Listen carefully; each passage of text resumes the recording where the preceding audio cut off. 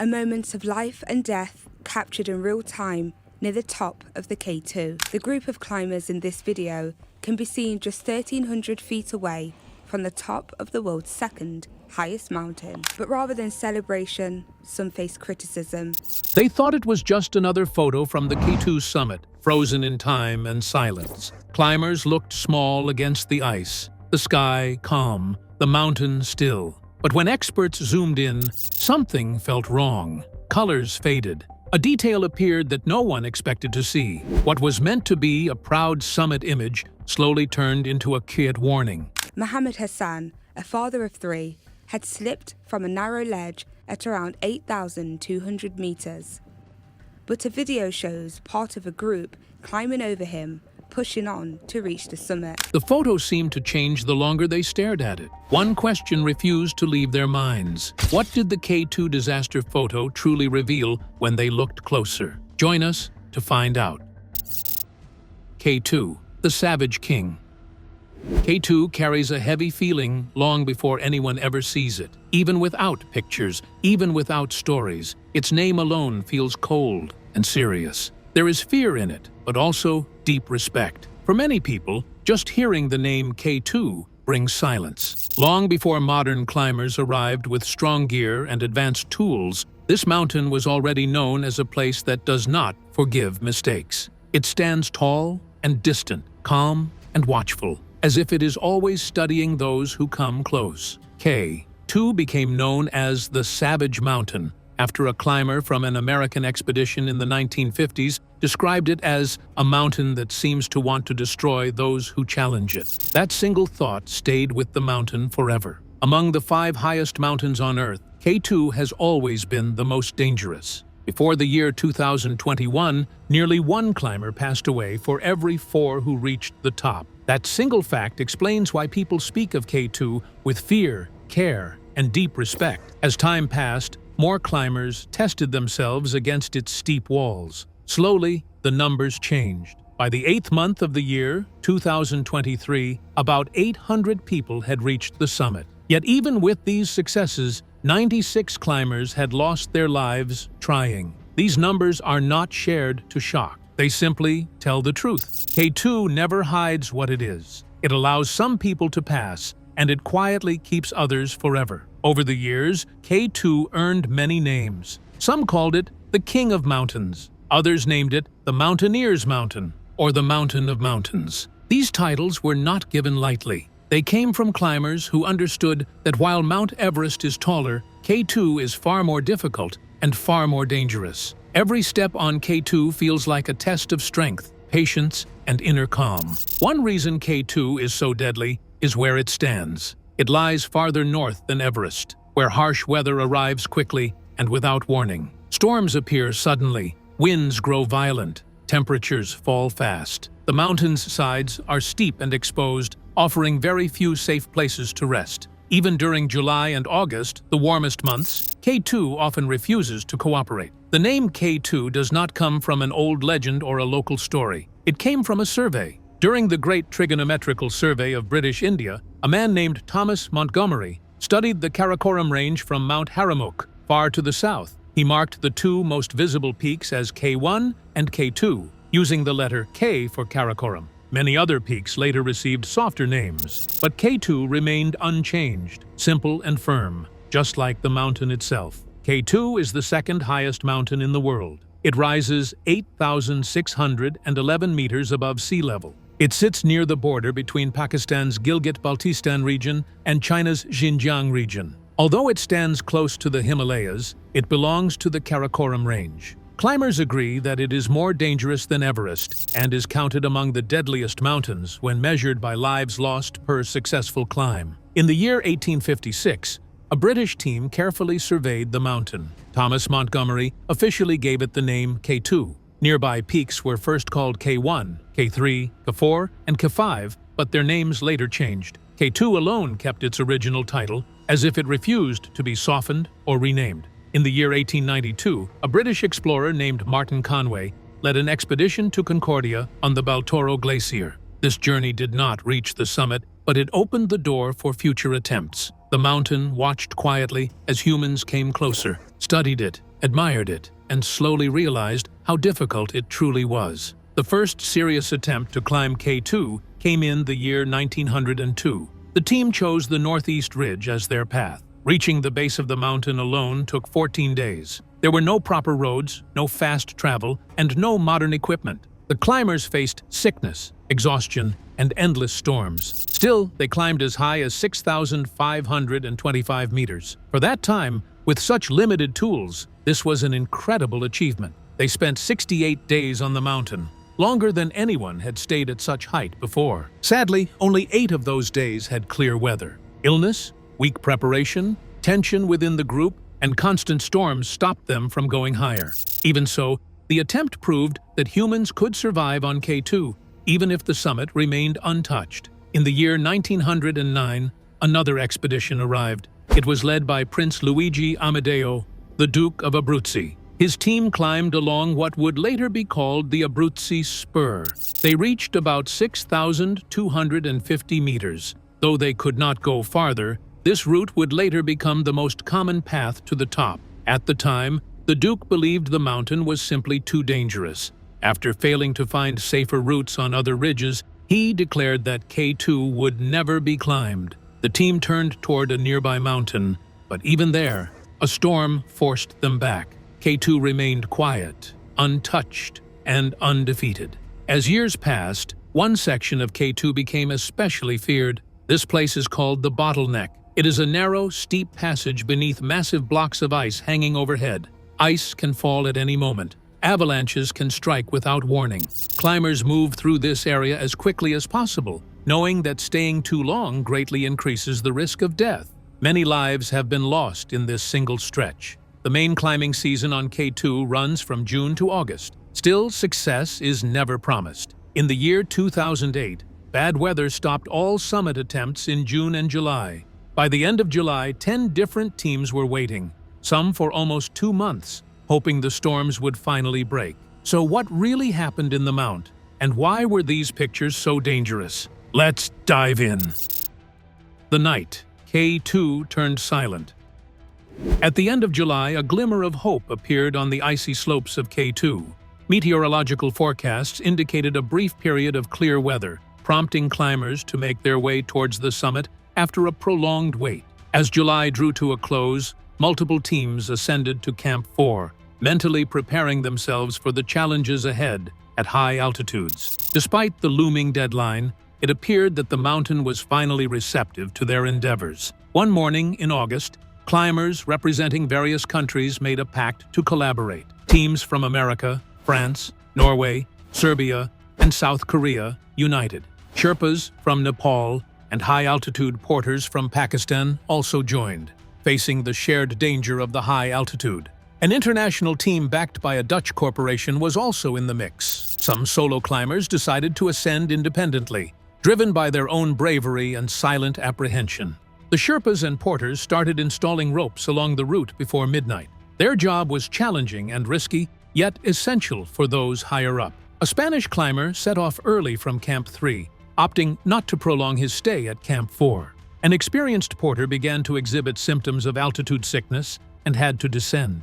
His absence was strongly felt, as he was the sole individual who had reached the summit previously. With his reliable leadership missing, uncertainty began to creep in. As the main group started their climb early in the morning, they encountered a significant issue.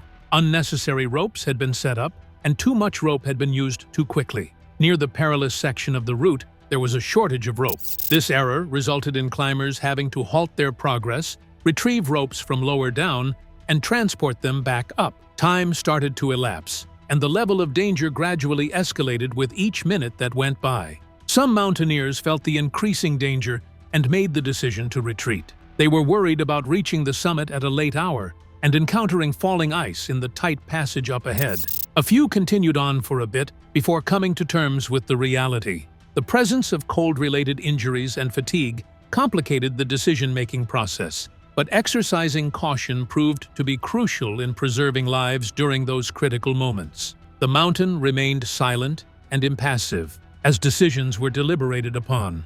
In the following morning, climbers eventually arrived at the tight passage called the bottleneck. A climber from Serbia detached himself to modify his gear and overtake another climber. During this delicate moment, he lost his stability and plummeted abruptly, colliding with another climber before vanishing down the steep passage. The woman he collided with was still connected to the rope and managed to survive, but he descended much further below. Some climbers, looking down from above, thought there may be some movement from him. A small team promptly arranged a rescue mission. Upon reaching him, they discovered injuries that were too grave for him to make it. They sadly acknowledged the reality and got ready to bring down his body. The atmosphere was scarce in oxygen. Their thoughts were muddled, and every physical motion required a dwindling reserve of energy. Another porter joined the group as they continued to work. His actions were puzzling and disturbing. He appeared to be uncertain, constantly wavering in his decisions. While assisting, he slipped and accidentally bumped into one of the rescuers. Under pressure, he was told to let go of the rope holding the fallen climber. Although he complied, he was unable to prevent his own fall. Quietly, he plummeted down the mountain, disappearing into the frigid night. The atmosphere was filled with disbelief, and the rescue attempt concluded with sorrow. The team took great care in securing the fallen climber's body to the mountain with reverence. They delicately wrapped him up before beginning their descent. Some of the people in the vicinity decided to also head back, realizing that the mountain had already witnessed enough tragedy for one day. With the sun setting, darkness started to envelop the upper slopes of K2. At a great height, climbers who had successfully reached the peak started making their way down. Tragedy struck near the area above the bottleneck as a huge chunk of ice dislodged and fell. This block of ice severed the fixed ropes and carried off one of the climbers. The climber had halted just beneath the summit, opting to stay and assist his wife by leading the way for others. In a matter of moments, he vanished. His spouse and another mountaineer proceeded downwards unaided, navigating cautiously amidst feelings of fear and discomfort. By some means, they arrived at Camp 4 under the cover of darkness. Behind them, the trail had been permanently altered. The path was now encased in ice. The ropes had disappeared, and the journey had become significantly more perilous. Several climbers were stuck in darkness above the bottleneck. They found themselves in the dangerous death zone, where the body starts losing strength and the mind becomes clouded. Originally hoping to use fixed ropes for safety, they had no additional tools with them. Anxiety began to spread among them. Some decided to descend in the dark, relying on their instincts rather than sight. Others opted to remain on the mountain, hoping for the dawn to arrive. When the mountain kept falling. When nightfall enveloped K2 completely, the mountain remained active. The temperature dropped, the breeze murmured amidst fragmented ice, and threats lurked unseen. Amidst climbers either waiting or descending, two individuals opted to navigate through the treacherous bottleneck in the darkness. Cas van de Gevel of the Noret expedition and Hugues de Obered from the French team both concluded that continuing their journey was less risky than halting. Nevertheless, the mountain had unexpected intentions. As Van de Gevel descended to the lower section of the bottleneck, his headlamp illuminated unexpected motion. A climber swiftly plummeted past him, vanishing into the darkness below. The descent was rapid and irreversible. Two Sherpas in the vicinity also witnessed forms dropping from a great height, but the dimness made it difficult for them to discern the objects. The sequence of events unfolded in a hurried manner, with the noise of ice echoing through the narrow passage. The fallen climber was probably de Obered, whom Van de Gevel had overtaken earlier near the top of the bottleneck. Before the encounter with Van de Gevel, de Obered had exhausted all his supply of bottled oxygen. Upon their meeting, his weary expression was evident. He suggested that Van de Gevel should descend ahead of him, as he thought it would be the safer option. The interaction between the two men, both drained of energy, was peaceful and serene. Shortly after, the mountain took his life. Three climbers further up the mountain were unable to locate the ropes that were supposed to lead them along the traverse. Marco Confortola, who was mostly ascending on his own, decided to stick with Wilco van Rooyen and Irish climber Ger MacDonald. Without a secure route ahead and no obvious route back, they had to spend the night bivouacked on the mountain. They remained motionless in the frigid night, clinging to hope as tightly as they clung to the icy terrain. While waiting in agony for an extended period of time, Confortola was haunted by a sound that would leave a lasting impact on him. The wind carried screams to his ears, followed by a menacing roar that resonated deep within him. He witnessed a headlamp light disappearing into the darkness below, signifying a terrifying turn of events. At that precise moment, 8 climbers remained stuck above the bottleneck, causing fear to creep insidiously through their bodies, akin to the chilling sensation of cold seeping into fingertips and toes. Rescue operations initiated gradually at the base camp. A team got ready to ascend with ropes, aiming to assist those in need of help. Sherpas Tsering Bote and Big Pasang Bote were part of the group. They had previously aided a climber in descending safely. Now, they ascended once more in search of their family member Jumik Bote, who was reportedly stuck above with the Korean team. As dawn broke, Van Rooyen faced a tough decision. His eyesight was deteriorating, and he was worried about going blind due to the snow and sunlight. Realizing the urgency of descending to stay alive, he departed on his own. Confortola and MacDonald remained on the mountain, unable to move without risking their safety. With caution and precision, Van Rooyen slowly descended the mountain. Van Rooyen encountered a chilling scene at a later time. He stumbled upon a cluster of climbers entangled in ropes close to the path. It was evident that they had been suspended there throughout the night. A few were inverted, a few were injured, yet all remained breathing. The group consisted of Korean climbers and their guide Jumik Bote. The circumstances surrounding this occurrence were uncertain. It could have been another ice fall, an avalanche, or a mere misstep that led to tragedy. The mountain did not provide any definitive explanations. Van Rooyen did what he could to assist, offering his extra gloves to Jumik Bote in the harsh cold. Despite his own physical limitations, he hoped that help from Camp 4 would arrive soon. With a sense of sadness, he proceeded with his descent, praying for the arrival of others before it was too late. Following Van Rooyen's departure, Confortola recounted a second harrowing experience. While descending cautiously, he narrowly escaped being swept away by an avalanche. The ice and snow raced past him with incredible power. When the mountain fell silent once more, he spotted remnants in the snow that he suspected were Ger MacDonald's. The sight shattered him, and he felt a blend of sorrow and disbelief as he pressed on. In the middle of the day, Tsering Bote and Big Pasang Bote arrived at the lower section of the bottleneck. They stumbled upon Confortola, who was struggling to move, fatigued and weak, crawling on the ground. The Sherpas urgently requested assistance from those below to aid Confortola. With the assurance that help was on the way for Confortola, they proceeded upwards with a glimmer of hope that Jumik Bote and the Korean climbers could possibly be found alive. Shortly after, Big Pasang Bote shared significant information. He encountered Jumik Bote and 2 climbers from Korea near the bottleneck, where they had managed to free themselves and resume their journey. This development briefly eased the overwhelming sadness. However, it was clear that the challenges on the mountain were far from over. Additionally, Big Pasang Bote delivered grim tidings. Another member of their climbing party was tragically swept away by ice and perished while descending. The attire of this climber closely resembled that of Ger MacDonald, indicating that MacDonald might have met his end not during the avalanche observed by Confortola, but in a later attempt to assist others to safety. This narrative highlighted acts of bravery, selflessness, and unfortunate timing. Tsering Bote, who was positioned lower down, mentioned witnessing a large chunk of ice come crashing down close to the rescue team as they made their way down near the summit of the bottleneck. The mountain was constantly crumbling above them, causing ice to descend without any prior notice. Each step they took was accompanied by falling shadows. And through it all, some survived. Stay with us. Walking back from the edge. As the mountain claimed more victims, there was one man who persevered in his own silent battle. Wilco Van Rooyen descended K2 alone, opting for a different route and relying on his intuition to navigate the treacherous terrain.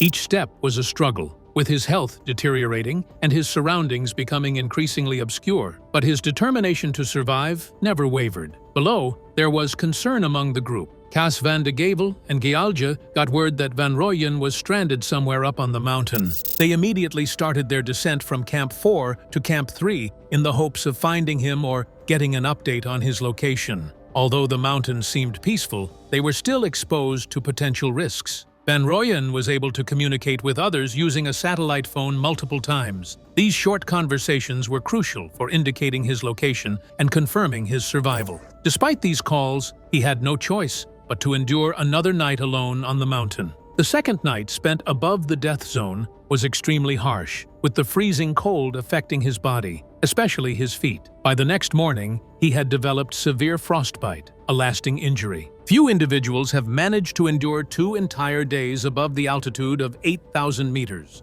where the body gradually ceases to function. Van Rooyen emerged as one of these exceptional survivors. His resilience was not fueled by quickness, but by perseverance, concentration, and an unwavering determination to persevere. On the morning of August 3rd, Van de Gevel and Gyalje were able to communicate with him on the Chasen route. This interaction provided a sense of calm. The trio then descended together, supporting each other through their physical and mental struggles. Although the mountain was no longer making sounds, they still had to proceed cautiously. They arrived at the base camp late that night at around 10 o'clock. The experience evoked intense feelings, not of happiness, but of appreciation for their survival. The next day, assistance came from above. The Pakistani military initiated a rescue mission with the help of 2 helicopters. Despite the risks of flying at high altitudes, they pushed ahead with the operation. 2 Dutch climbers, who were injured and suffering from frostbite, were successfully airlifted from base camp to Skardu. Even though the base camp was located at a high elevation, the pilots executed the mission with precision and bravery. Van Rooyen was successfully located through the utilization of GPS signals transmitted from his satellite phone. By sharing his location with his brother during a phone call, rescuers were able to swiftly locate him. The convergence of technology and human compassion played a vital role in saving a life that was on the brink of being lost. On a different part of the mountain, Marco Confortola arrived at Camp 2, which is also referred to as the Advanced Base Camp. He was physically exhausted, and the trek had drained him completely. The following day, he was also airlifted to safety. Each rescue seemed like a glimmer of hope amidst a sea of despair. The Pakistani government subsequently published a roster of the deceased and the wounded survivors. Each name held significance and sorrow, symbolizing aspirations, hardships, and loved ones anxiously anticipating news from a distance. But what did the camera zoomed at discover? Let's find out. When the camera came closer. Initially, the pictures appeared innocent as they were viewed for the first time. Smiling faces and loving embraces were visible in the photographs. The individuals depicted were not unfamiliar figures, but rather companions who had experienced camaraderie and support while enduring the challenges of mountain life. Gradually, as the camera focused more closely, a sorrowful reality started to emerge silently. The Norwegian couple was up high, having ascended together, relying on one another, and sharing dreams. The wife witnessed her husband's tragic fall and subsequent loss, bringing a sudden and harsh end to their brave love story on the icy slopes of the mountain. Despite the passage of time, their faces continue to linger in memory, radiating a gentle and lively presence. There was a talented climber from France as well. He had intended to go back home, prepared to bid farewell to the mountain. Feeling exhausted and unsure, he found renewed optimism with the promise of improved weather. Persuaded to stay, he thought this might be his last opportunity to conquer K2. Unfortunately, he never returned. Tragically, he and his high-altitude companion both perished, engulfed by the very mountain that had greeted them warmly just days earlier. The picture transformed, and a cheerful Irish mountaineer emerged, confidently displaying his flag and grinning. His expression radiated happiness. Beside him, his companions chuckled and embraced each other, relishing in the uncomplicated joy of being near the peak. At that instant, there was no sense of danger. Nobody foresaw any tragic events unfolding. Everything appeared to be perfect. Everything appeared to be going according to the plan. The mood changed as the pictures progressed. The subsequent images depicted a sense of hardship. A trace of blood marked the snow. Deeper into the scene, 2 Sherpas were entangled in their ropes, their bodies contorted by the power of the mountain. One of them had successfully reached the summit. The following day, in a distant place free from ice and peril, his wife delivered a child. Unexpectedly, life and tragedy intersected. The Norwegian pair remained in the forefront of their thoughts. They had displayed courage, compassion, and a thirst for excitement. The fact that they did not make it added a somber weight to the silence. The weather had been delightful, with a serene sky giving no indication of trouble. Nevertheless, everything took a different turn. The last picture captured the cheerful Irishman, frozen in a moment of vibrant life.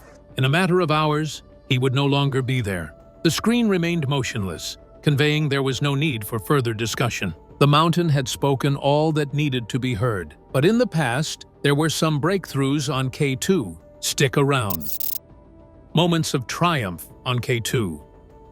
Despite deep pain and heavy loss, K2 has also known moments of hope. These moments did not erase the sorrow left on its icy slopes, but they proved that human strength can sometimes rise above fear. Every successful climb demanded patience, teamwork, and quiet courage. Long after the climbers returned home, their stories stayed on the mountain like soft echoes carried by the wind. In the year 1954, K2 was climbed for the very first time. An Italian expedition reached the summit using the Abruzzi Spur, a route that would later become the most trusted path upward. The team was led by Ardito Desio, while Lino Laccadelli and Achille Compagnoni were the two men who stood on the very top. Their success marked a turning point in the long and painful history of the Savage Mountain.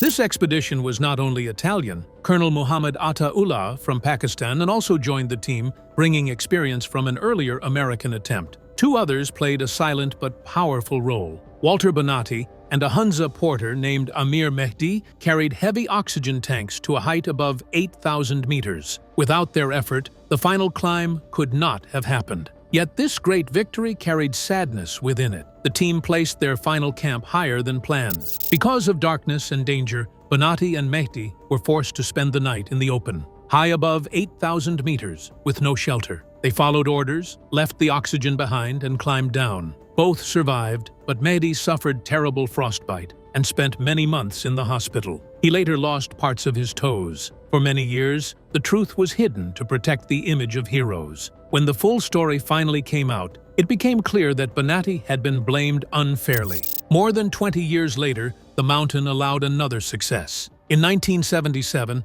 a Japanese team reached the summit using the same Abruzzi Spur. The expedition was led by Ichiro Yoshizawa. Among the climbers was Ashraf Aman, who became the first Pakistani to stand on the top of K2. Supported by over 1,000 porters, the climb showed how shared effort can move mountains. The year 1978 brought a third victory. An American team chose the long northeast ridge, crossing the east face before joining the upper Abruzzi route. Led by James Whitaker, 4 climbers reached the summit together. One even spent the night just below the top, one of the highest overnight stays ever recorded. For the Americans, this moment healed a dream delayed for 40 years. In 1986, a woman from Poland reached the summit, opening a new door for women around the world. On that same day, 2 climbers passed away during their descent. Weeks later, one body was found, reminding everyone that success never removes danger. Many years passed quietly. Then, in 2024,